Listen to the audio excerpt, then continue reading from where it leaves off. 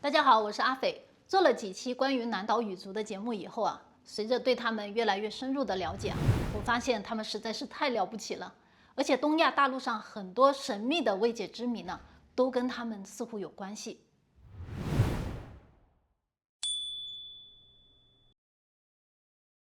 比如去年呢，我去了一趟浙江的龙游石窟啊，我发现很多博主呢都说这里是采石场，那其实连官方都没有定论说这里是一个采石场。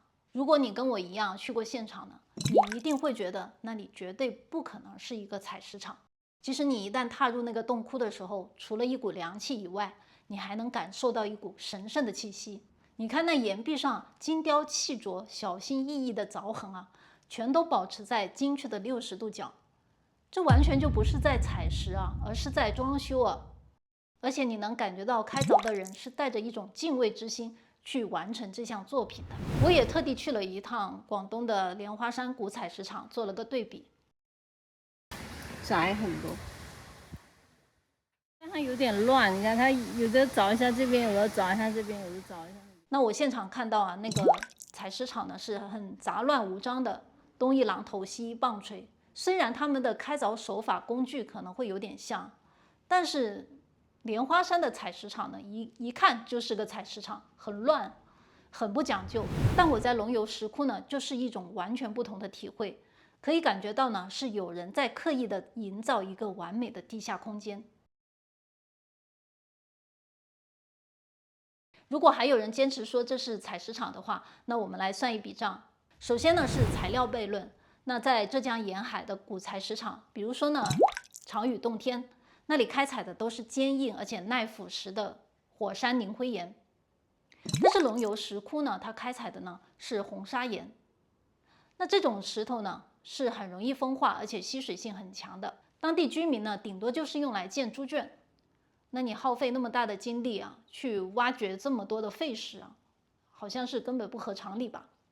而且你看一下这个洞口啊，也就10到20平方米左右，但是内部空间呢是上千上万平方米啊，你为什么要刻意开那么小的口呢？这样很费时费力，而且随时有塌方的风险啊。那如果你反驳说古人就是要这种红砂岩，你也不用管它干什么。那还有一个证据呢，就是在龙游石窟旁边的板上村呢，考古学家发现了一处废弃的探测坑。那这里呢，可以发现他们已经挖到了2米深了，然后就果断放弃。很显然啊，这里可能是渗水严重，不安全，所以古人呢是果断放弃了这个地方。这说明他们的目的性是非常强的，他们并不在乎石头，他们而是奔着一个安全的地下空间而来的。我身后的就是龙游石窟，看，很恢宏壮阔。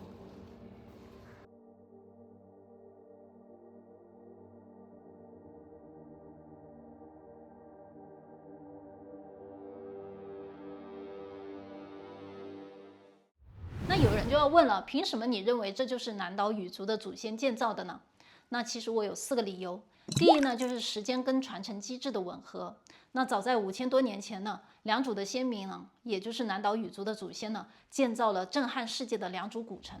那这背后呢，就是有一套森严的社会分工，还有统一的信仰，还有一个高度集权的统治体系。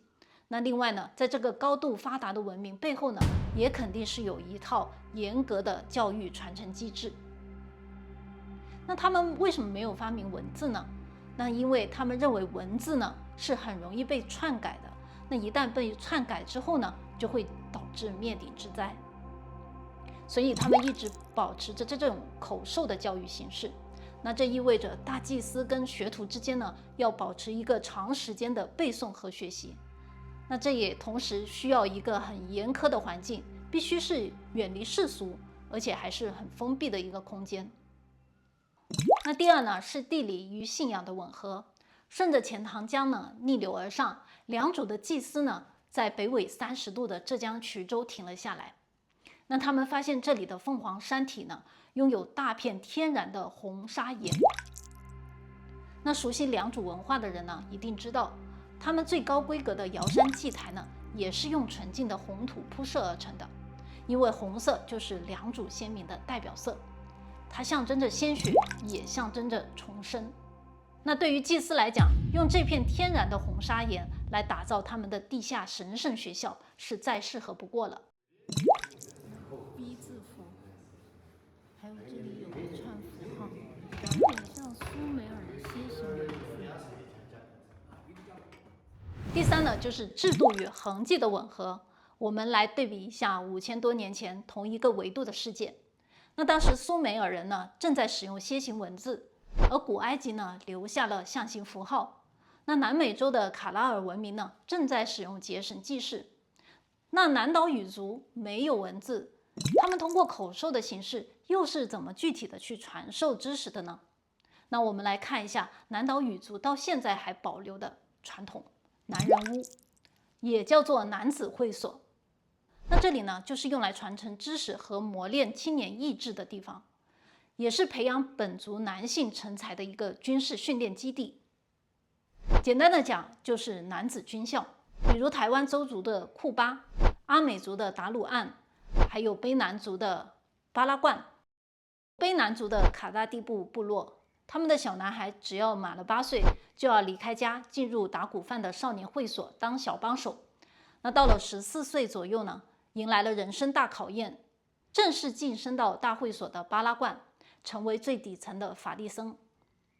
那你不要以为升级就可以享福了啊！作为菜鸟，他们还必须要包办会所里面所有辛苦的劳力活，还要学会绝对的服从学长的指令。简单的讲，就是一场斯巴达式的极限训练。但是有趣的是啊，即使每天呢都被累得半死，那这些小男孩呢还是天天的往巴拉冠跑，因为呢正式成为巴拉冠的一份子呢，是身为男人无可取代的无上荣耀。那把巴拉冠的这套制度套用过来呢，我们已经能够想象到在龙游石窟当时的景象了。那良渚鸟国各个酋邦的贵族孩子8岁就来到这里，就像我们现在入读小学一样，只是环境极度苛刻。他们在绝对黑暗的环境当中呢，接受了天文、历史还有神巫体系的训练。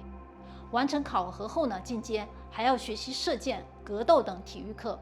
那更震撼的呢，他们还要亲自完成洞窟的装修。没错，岩壁上那完美的60度雕刻，很可能就是5000年前这些青少年们的劳动必修课，用来磨练他们的耐心，稳定他们的手部肌肉，有点像现在的小孩练书法。那我甚至怀疑，传说中的蚩尤和他的81个兄弟啊，会不会也是从这里毕业的呢？因为这里的洞窟刚好也是有80个左右。第四呢，就是工程能力的降维打击。有些人就说了，可能会怀疑5000年前的先民啊，是否具备有开凿这种巨大地下空间的能力啊？那你千万不要低估这群南岛语族先民的工程智慧。那我们来看一下，在良渚古城，他们建立了10几公里的超级水坝。在海洋上呢，他们还用75万吨的玄武岩呢，堆叠出了南马都尔石城。那对于这群精通水利还有土木的狂人来讲啊，建一个龙游石窟啊，可以说是小菜一碟。那这个时候又有人要问了，传授知识，那在地面上建学校不是很方便吗？为什么要耗费那么大的工程在地下建呢？那其实呢，这跟南岛语族的宇宙观呢息息相关。那他们认为呢，大地是孕育一切的母体。比如在兰语的雅美族中呢，他们到现在还保留着一种半地下屋。这种半地下屋呢，他们亲切地称为母屋。那他们在遇到17级台风之后呢，周围的所有水泥建筑呢都被摧毁了，但是这些母屋呢还是毫发无损。那虽然呢，他们这种母屋呢是用来抵抗极端气候的，但这背后呢，可能就是带着祖先营造地下工程的一个古老记忆。那5000年前的龙游石窟呢，更是基于这种回归大地母体的一个深层哲学。在地下数十米的红砂岩洞穴中呢，可以很有效地屏蔽这些野兽的侵扰，而且可能甚至一丝光线都没有。那学子们在这种幽闭的环境当中呢，可以进入一种类似闭黑关的状态。那在神巫时代呢，人们相信只有在这种极度纯粹的黑暗里面呢，才能排除一切的杂念，完成跟祖先灵魂的一个对话。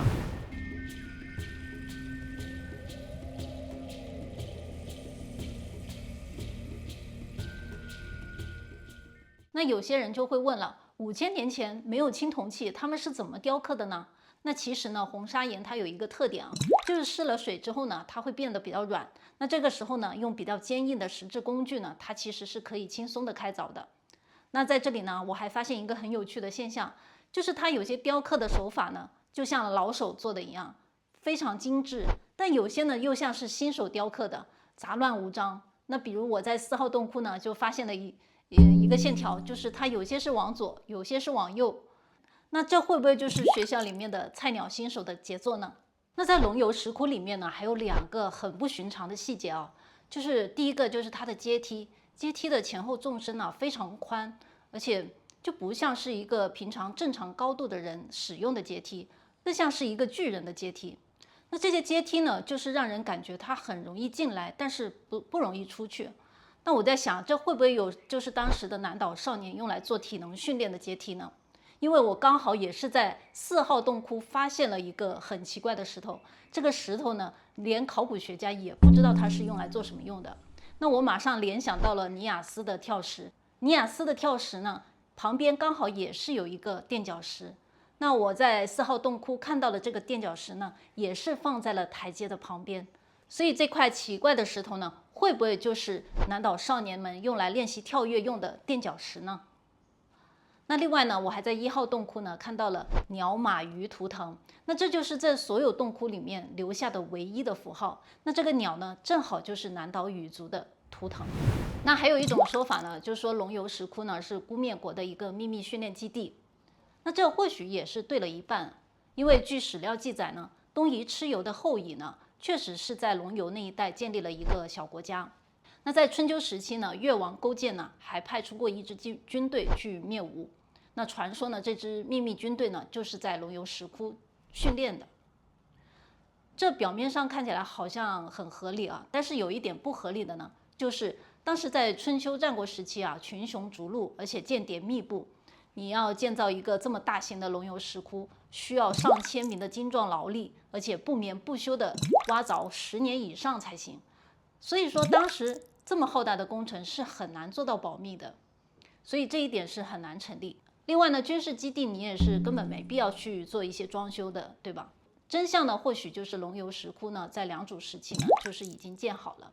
那当东夷蚩尤的后裔呢，从北方退回到南方的时候呢，就重新启用了祖先建好的这个地下学校，作为他们的一个复国的秘密训练基地。那这样好像就说通了，对吧？这条线索呢，也从侧面印证了龙游石窟确实跟良渚、还有蚩尤、还有南岛语族有着密切的联系。这墙壁也被毁了，看，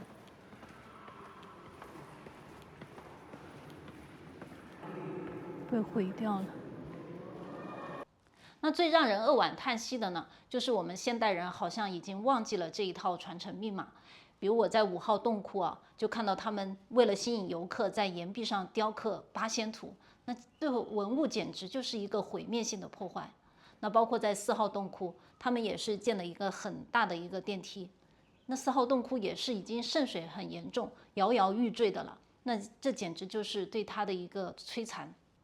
那这一系列荒唐的行为呢，让我觉得我们离祖先的信仰还有远古文明和智慧呢，是越来越远了。希望凭借着我们的努力，可以让更多的一些真相慢慢的浮出水面，重新唤醒祖先的智慧和牢记祖先的信仰。